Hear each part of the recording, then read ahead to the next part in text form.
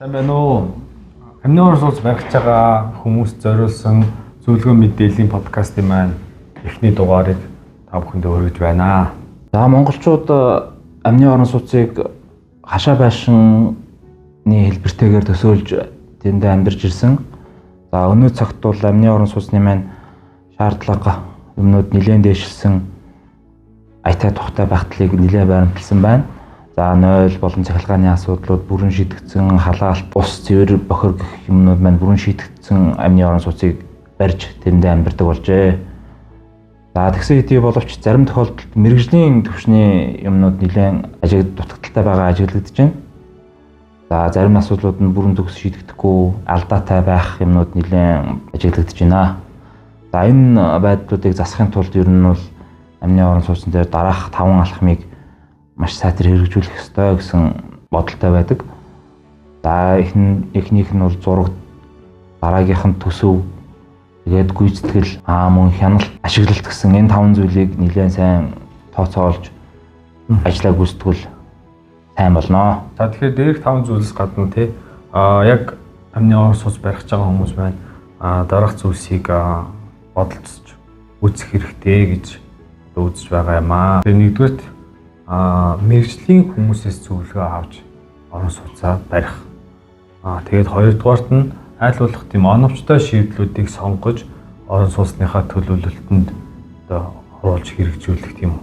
Тэгээд гуравт нь болохоор эдийн засгийн хувьд үр ашигтай байх хувилбаруудаас сонгож орон сууцндаа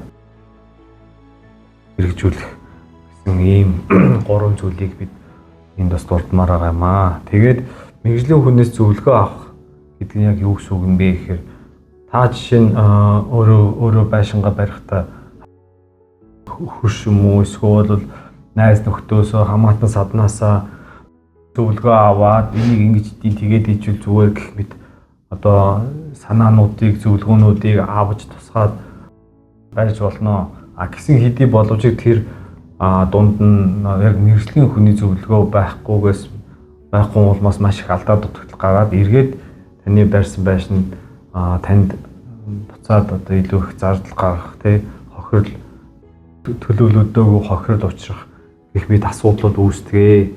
Тийм учраас байшингаа барихаасаа дуус хүртэл мэрэгжлийн хүний зөвлөгөө аваач гэдэг зүйлийг хэлж байгаа юм аа. Дараагийнх нь болохоор оновчтой байдлыг хэрэгжүүлэх. Оновчтой байдлыг ер нь илэрхийлнэ гэдэг маань маш олон түвшинд бас яригдана л да. Мэдээж загвар дизайн, хэмжээ, шийдэл, материал, технологи, ухаалаг байдлыг хэрэглэх гэх чинь олон зүйл дээр яригдана. За ерөнхийдөө бол 3 зүйл дээр ячихад болно.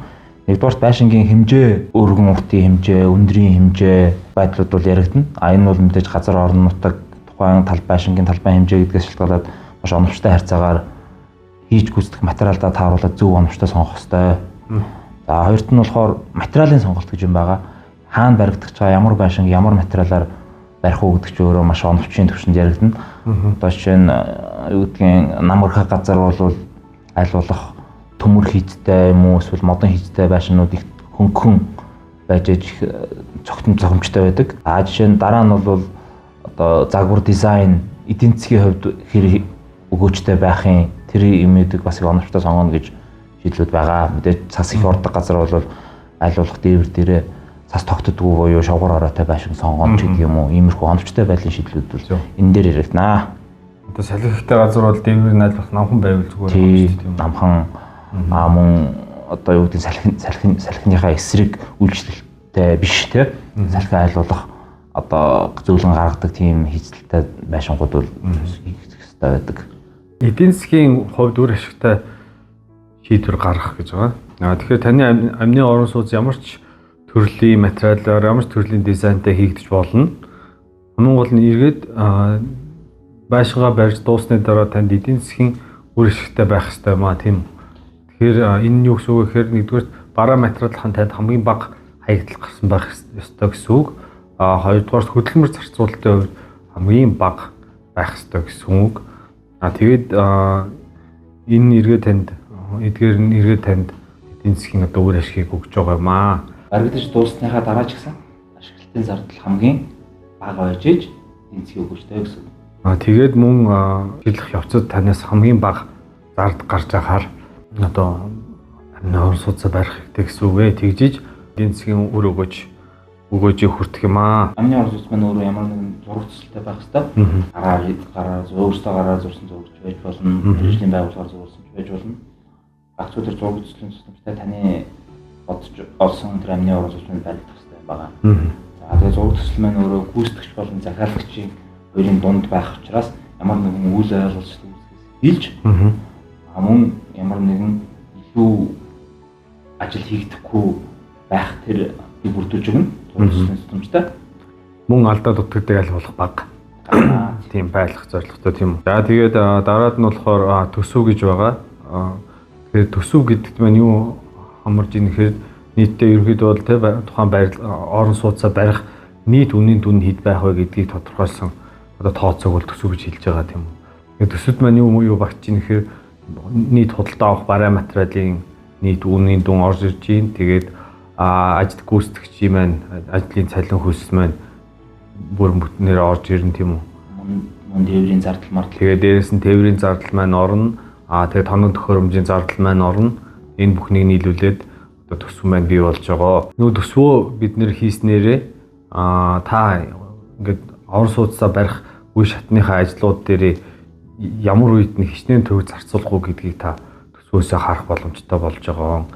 Тэгээ хоёрдугаар магадгүй та энэ жил нэг тодорхой хэсгийн барьчаа дараа жил үргэлжлүүлээд орон сууцаа барьж дуусгах бодолтой байх юм бол энэ жил танд нийтдээ хичнээн төгрөг хэрэгтэй юм бэ гэдгийг бид нэр төсвөөсөө хараад тодорхойлох боломжтой болох юм аа. Тийм учраас барилгын төсөв гэдгийг заавал хийх ёстой болж таарж байгаа юм. Тэгээд дараагийнх нь болохоор гүйцэтгэл.